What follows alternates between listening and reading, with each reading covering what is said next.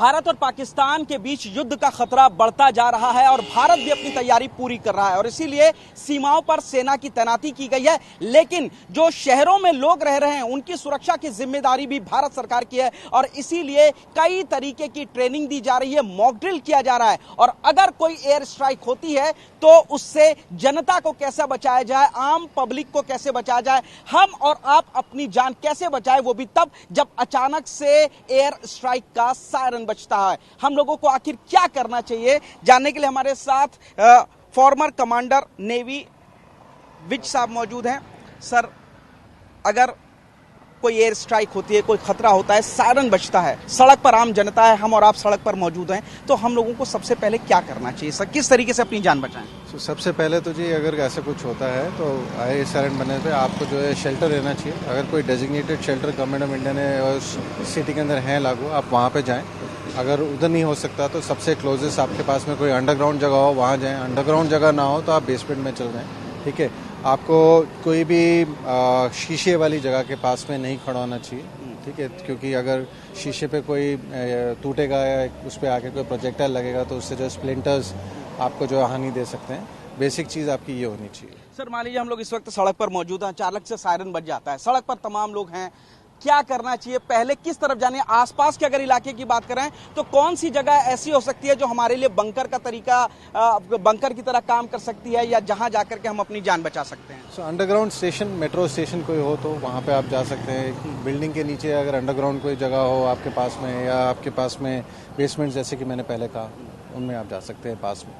Sir, ये बताइए, high rise building, अगर नोएडा की भी बात की जाए, दिल्ली की बात की जाए, गाजियाबाद की बात की जाए, हाई राइज बिल्डिंग बहुत ज्यादा हैं, लोग सड़कों पर भी होते हैं, बिल्डिंग्स में भी होते हैं, सायरन बजना, क्योंकि भारत ने इससे पहले कभी युद्ध की इस तरीके से चीजें नहीं देखी, किसी को भी कभी ट्रेनिंग नहीं दी गई, कभी भी भारत में कोई सायरन नहीं बजा। और अचानक से अगर सायरन बजता है तो हाई राइज बिल्डिंग के आसपास या उनमें रहने वाले लोग किस तरीके से अपने आप को सुरक्षित करें? तो जैसे कि अर्थक्वेक के सिलसिले में होता है, आपको जो है सिमिलर तरीके से ही काम करना है। आप नीचे आ जाएं, ठीक है ना, come down, go to the basement और हाइट बिन दी आपका जो अपना अंडरग्राउंड में कोई जगह हो वहाँ पे दूसरी दो बिल्डिंगें जो हैं उनसे थोड़ा सा आप दूर आ जाएं तो अच्छा रहेगा।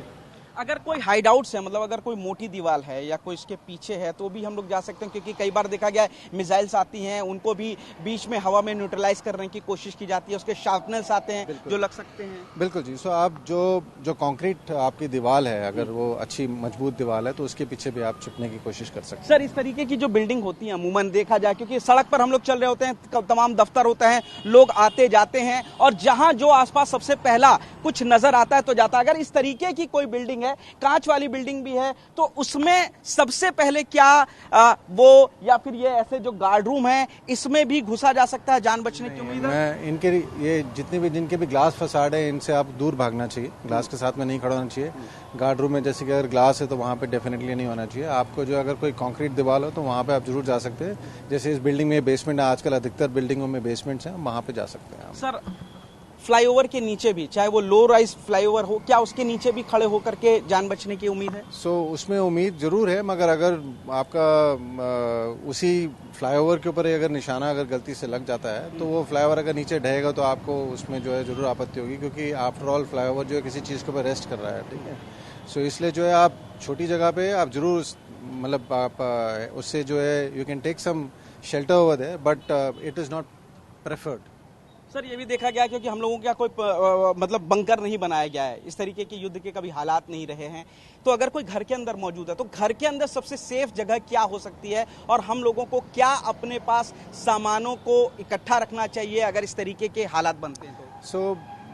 बेस्ट चीज़ इज़ जो स्ट्रॉन्ग एरियाज हों आपके घर में, आपके जहाँ पे दीवार का लैंटर्न पड़ता है या उसके नीचे हो जाए, कोई भी आपका जो शीशे हैं या ये सब चीज़ें उनसे दूर रहें। वॉशरूम्स अधिकतर ऐसा एरिया होता है जो कंक्रीट का बना होता है, वहाँ पे आप छुप सकते हैं ग्राउंड फ्लोर के ऊपर, ठीक है, प्रेफरेबली। और अगर आपको पता है किस तरफ से अटैक आ रहा है या ऐसा कुछ है अंदाज़ा, तो मतलब आप उसके किसी की आड़ में आप जो है अपने आप को सेफ गार्ड कर सकते हैं। तेजी से भागना चाहिए, तेजी से बचना चाहिए, और क्या परिवार को एक जगह इकट्ठा होना चाहिए? बिल्कुल, जितनी जल्दी आप हो सके उतनी जल्दी जो आप शेल्टर ले लें तो अच्छा है। तेज़ी बिल्कुल सही रहेगी, बिल्कुल सही रहेगी। जाहिर तौर पर तो कमांडर निखिल विज जिस तरीके से बता रहे हैं कि जब भी अगर सायरन सुनाई देता है, जो कि अमूमन भारतीयों ने कभी नहीं सुना है, उनको कभी ऐसी जरूरत नहीं पड़ी और अब ऐसे हालात बन रहे हैं, तो सबसे पहले तेजी से आसपास जो भी सुरक्षित जगह हो, खासतौर से अगर बेसमेंट हो, कोई मोटी दीवारें हो, तो उसके पीछे जाना होगा, खुले में बिल्कुल नहीं रहना होगा और अपने आप को सुरक्षित करना होगा।